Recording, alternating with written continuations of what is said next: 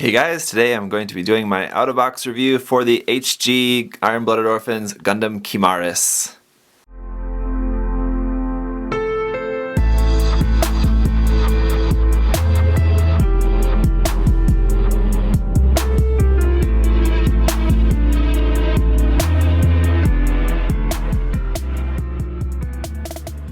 Let me try something different in this review. I want to start off this time by giving you just the best thing about this kit and the worst thing about this kit right off the bat. The best thing that I thought about this kit was that it was quite fun to build. The inner frame was very familiar. All the new parts, all these stuff, the new shoulders and arms, everything was really fun to build. The head was really quite interesting to build. And just building the kit, as this sometimes happens, just building the kit really made me come around to the design a lot more. I was kind of on the fence about the design, whether I liked it or not. I wasn't really too sure. Building it definitely made me like the design more. So at this point, I like this kit more now that I've actually built it. And I'm also more excited about the 1/100 scale version. So at this point, I'm very excited to check out the 1/100 scale version. So that's good. You know, that means that the kit is exciting and it made me like the design more after building the kit. Now, the most negative thing about this kit is that it has a lot of seam lines. If you maybe don't have any experience in seam lines and you're wanting to get into starting to practice maybe taking care of some seam lines, this has a lot of them. So it might be a good kit to practice, or if you are maybe very not sure about it, then I would not recommend getting this kit as a kit to practice removing seam lines on, because it might be a little bit overwhelming, as a lot of them are not in very particularly easy areas either, where there's like a lot of small details that are going to be tricky to kind of sand around and things like that. So I'll talk more about that momentarily when we take a closer look at the kit. But those are the best things about it. It was a fun kit to build. I came around to the design quite a bit. It does have a lot of seam lines on it though, so in HG scale, it might not be the best for you. You might want to wait for the 1/100 scale version. We haven't seen a whole lot of really detailed images of the 1/100 scale yet in its kind of full plastic form. But I can assume that the 1/100 scale version is obviously going to have a lot less seam lines as it is larger, and it's going to have more parts and things like that. So those are the key points about this kit. Otherwise, like I said, I've come around to the design quite a bit. Really cool. I do really like the colors quite a lot these days. I don't know, I'm just really on a purple kick. Everything that I want to paint, I'm just thinking of purple color schemes. So this purple is really cool. I do really like the kind of like light green, kind of turquoise green kind of color there. Just little accents on the shoulders. That looks really nice and definitely adds a little bit of splash of color to it. The yellow in the head for the eyes and the cameras, it's barely noticeable. So I think in the 1/100 scale version that will also be better, because it's bigger, so you'll be able to actually see that little bit of yellow in the cameras more. Otherwise, it is looking pretty monochrome, which some people might find boring if this purple is not really your shade of color. You will also notice there is a piece on the back skirt I have here. I don't have it on because it falls off very easily. This is a piece that connects onto the back skirt for holding one of the weapons. It's just kind of supposed to be on there, or not, I guess, anyway, but the reason I don't have it on is because it falls off really easily. It just plugs right into there. I wish it was like the Gushan, where it was able to pull in and out, or you had like some option, but you only have the option of having it just sort of out or not on the kit at all. So that's kind of not great, but it's not really the worst thing to complain about. So here it is, and the gimmicks of this kit are not really much. It's basically just in the legs. Otherwise, it's just got this pretty big, interesting weapon we'll take a look at here momentarily. Let's go ahead and take a closer look at the kit itself first. So here in the head is, first off, it did have safety flags on the V-fin. I did cut those off and sharpen the V-fin just with, by sanding, filing that down. So just notice that. Inside the head, and it's kind of interesting, the sticker is stuck on a piece that then goes inside the head. So there's a yellow sticker inside there, very hard to see. Then of course there's a yellow sticker, yellow and black sticker for the eyes, but that's very hidden below this. And even if you have the head just like looking straight on, it's very, very low to see up under that V-fin part. But the overall design of the head I think is really cool. The kind of bowling pin aspect of it I think is very unique, and may not be for everyone, but I think it looks cool. Just the design of the face and the V-fin it works for me, so I do quite like it a bit. This purple on the top of the V-fin, that is also a sticker. I should point that out as well. On the back, that's a purple piece which attaches to the back, and then a yellow sticker set inside there. That one you can actually see a little bit better if you have the head pointed down. The head points down quite far into there, so that's like you won't see the eyes at all. Pointed up, it's going to be about that much, not that far up, but enough, I think. Otherwise, the articulation of this kit is going to be very similar to the Barbatos. We're going to have a bend here in the chest for a crunch there. It's on a ball joint at the waist, so you're going to get a little bit of movement around there, especially if you kind of loosen it up a little bit, pull it a little bit out of this socket a little bit. Going to get a nice bend there in pretty much any direction, but that's only by pulling that ball joint out a little bit. The shoulder is a little bit goofy. We have the polycap that swings up, but it doesn't really swing up all that much because we have this huge shoulder armor. You can sort of maneuver it in a way, but it is going to be running into the head pretty easily. So then we're all able to bring the arm up. If this part of the shoulder moves, of course, so that can move up. Get out of the way, we can bring the arm up about that high. So it's pretty good. I mean, despite the shoulder armor being very huge, we can still get the arm up nice and high, but it is, of course, running into the head. You can sort of change that up or something if you wanted. So there are some options there. It's not the worst thing. Then the arm itself is just going to rotate and bend at the elbow, going about that far, more than 90 degrees, but not that much. Here's where we can see one of these bad seam lines I was talking about here on the arm. Seam line, that is ugly, terrible, and not the most difficult seam line to get rid of because it's a pretty smooth surface, but also not the easiest one to get rid of. This one here, that's supposed to be there. That's all one part. That's a panel line, not a seam line on the upper arm, so that's fine. On the top of the shoulder, we have a seam line here, and then on the sides here, there, this top part lifts up, and here's where we've got those little ninja stars, shurikens, or just whatever kind of weapons in there. You kind of need something to poke them out to get them out of there. I'm going to use this other weapon. Once you get those out, you can pull those out. And if you wanted, you could make some other sort of like wire for that, but it doesn't come with anything to mount those, so those are basically just kind of stuck in there. If you want to do some sort of diorama or something, that'll be great that you have those. That really wouldn't be the most difficult thing to scratch build, but it is, I don't know, nice just for the effect that they did include that. Not really a whole lot you can do with it though, just out of the box, but it is there if you want. The front skirts are connected as usual for HG, but you can easily just snap them apart to make them individually articulated.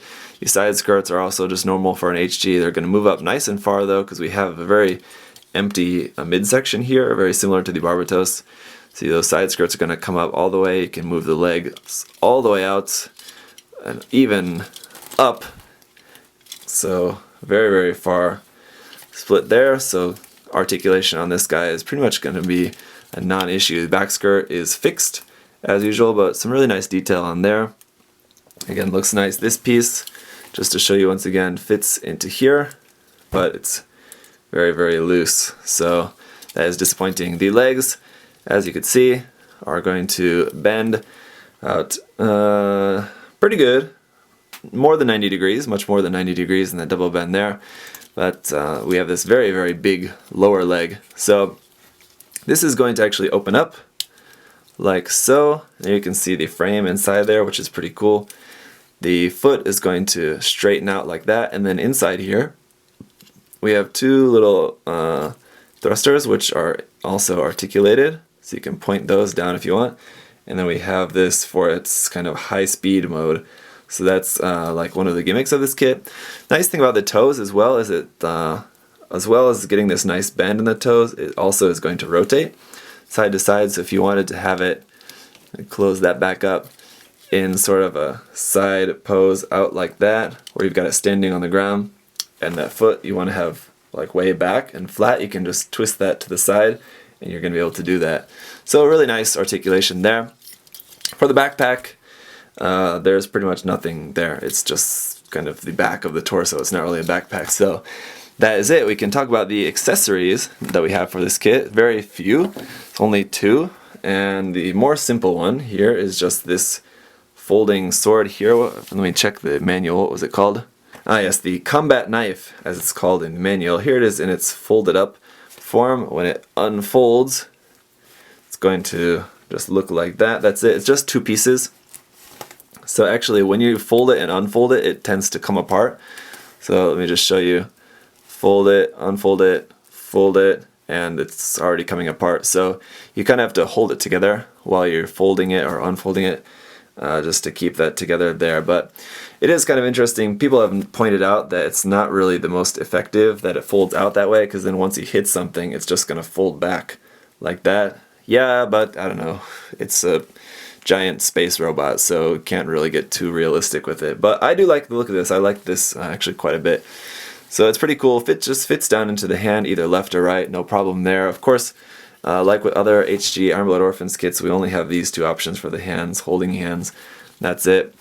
So with this kit, with this part plugged onto the back skirt, then we can plug this thing into there, like so, and just holds that on the back skirt. There, no problem. But the problem, as you can see there, is that this whole thing likes to come off, so it can be tricky. Let's see, hopefully it can stay there. And then we have this. This is the giant lance for this kit. And just to give you an example, here it is next to the Gundam. As you can see, it's still towering over the Gundam. Maybe I take off the handle, and even just the main part is still going to be just about as tall, just slightly taller than the Gundam itself.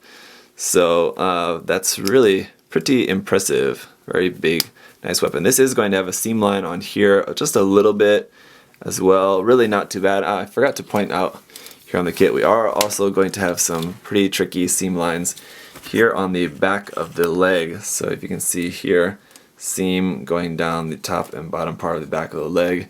That one also is going to be tricky. And then on the thigh as well, you could maybe turn this into a panel line pretty easily, but we have a seam line on the inside and outside, just straight up and down on the thigh as well. So it's 1, 2, 3 on the arms, 4 on the top of the shoulders.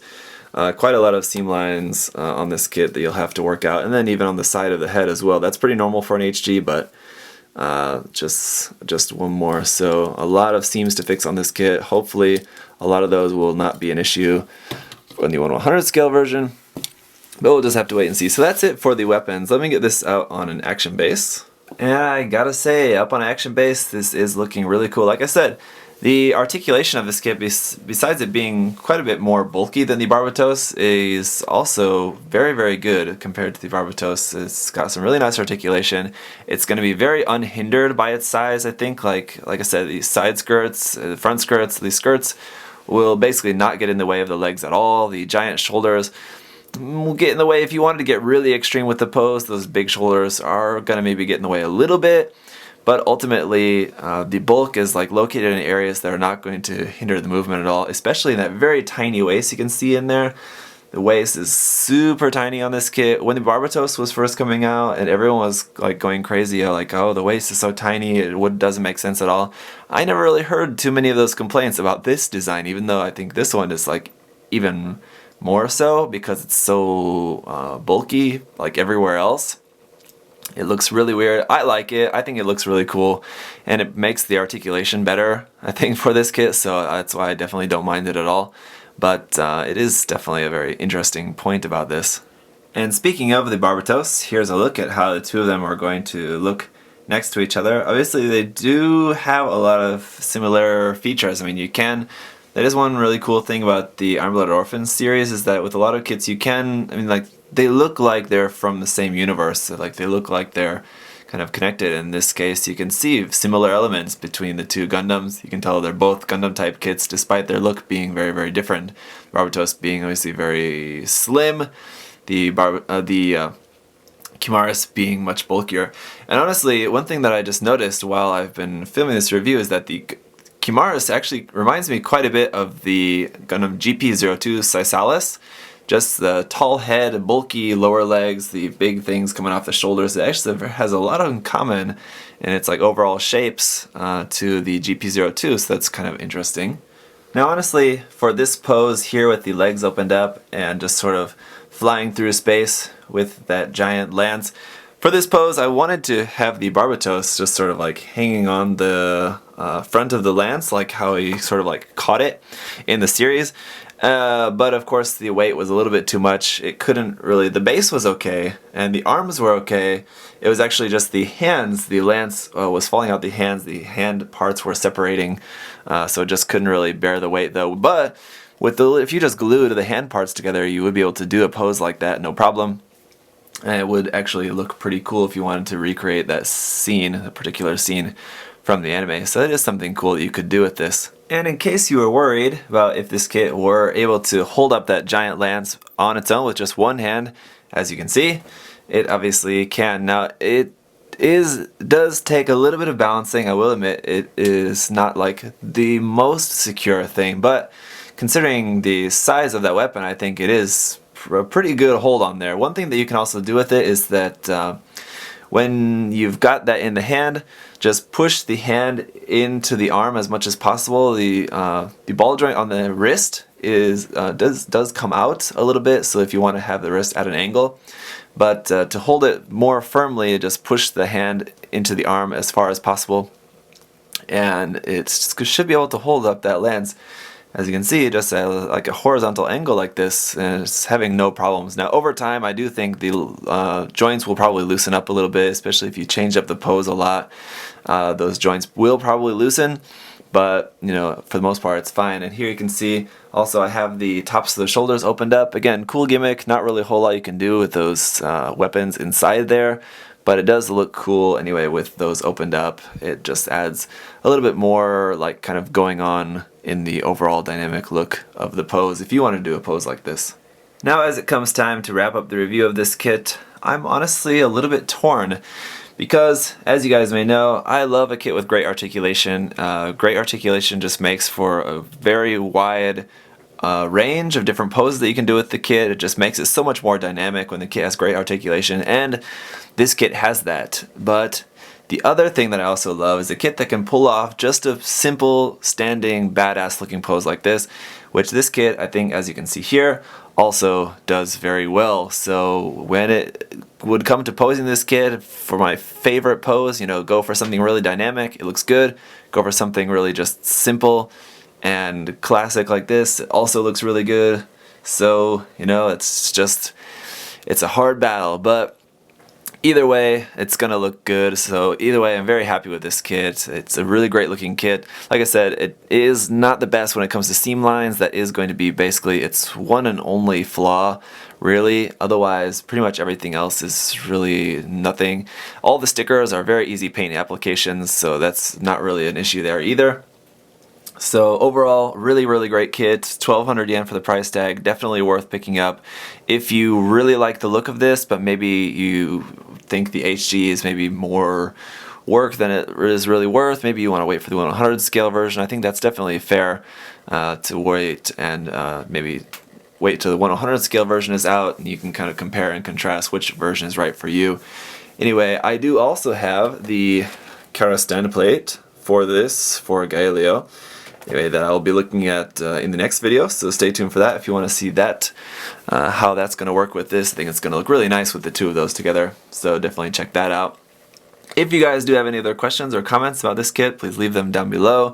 And once again, just want to say a huge thank you to MindFenix Hobby Store again for supplying me with this kit. It's always a really good feeling to go into a kit not really knowing if I'm really going to like it or not, just because of the design. And then after it's all together and really coming to enjoy it a lot. So that's always a really great feeling. I can definitely recommend this kit to you guys. So thanks for watching. I'll see you next time. Bye bye.